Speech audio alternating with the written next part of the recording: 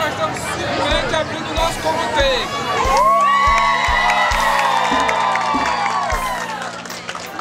Mas dia 27, sábado, nós vamos inaugurar. Com certeza vai ser bem mais animado. Eu quero agradecer a presença de vocês todos e quero dizer para vocês que daqui para frente, cada um de nós vamos unir essa força para que realmente nós tenhamos essa vitória.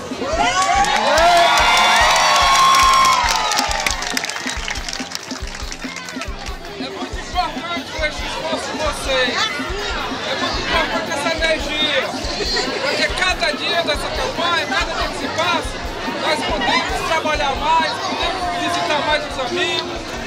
E com certeza, a família 23, a cada dia vai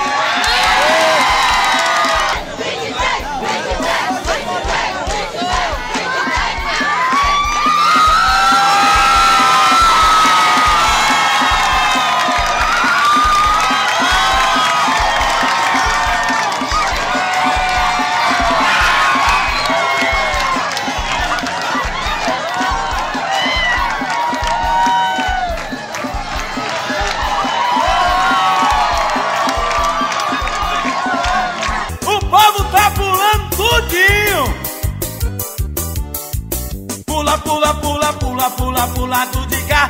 O povo está pulando e não consegue mais parar.